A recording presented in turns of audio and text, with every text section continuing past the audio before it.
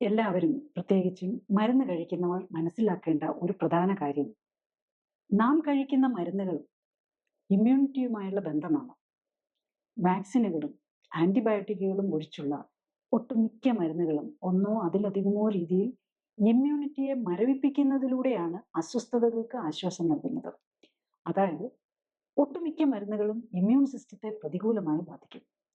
മാത്രമല്ല, മരുന്നുകൾ കരൾ, വൃക്ക തുടങ്ങിയ വിസർജനാവയവങ്ങളെയും ഇമ്മ്യൂൺ സിസ്റ്റത്തിന്റെയും ജോലിഭാരം കൂട്ടും. കൂടാതെ നാം കഴിക്കുന്ന മരുന്നുകളെല്ലാം വിസർജ്യ വസ്തുക്കളായി നദികളിലേക്കും കുടിവെള്ളത്തിലേക്കും ചെടികളിലേക്കും ഭക്ഷ്യോൽപ്പന്നങ്ങളിലേക്കും എത്തും.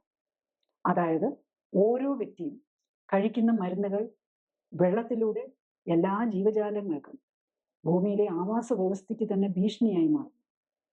അതിനാൽ ജീവിതശൈലി രോഗങ്ങളുടെ അടിസ്ഥാന കാരണമായ ജീവിതശൈലിയിലെ അപാകതകൾ കണ്ടെത്തി പരിഹരിക്കാനും മരുന്നുകളിൽ നിന്ന് മോചനം നേടാനും കഴിയേണ്ടത് ഈ തലമുറയുടെ മാത്രമല്ല, വരാൻ പോകുന്ന തലമുറകളെ രാസമലിനീകരണത്തിന്റെ വിപത്തുകളിൽ നിന്നും സംരക്ഷിക്കാൻ അനിവാര്യമാണ്.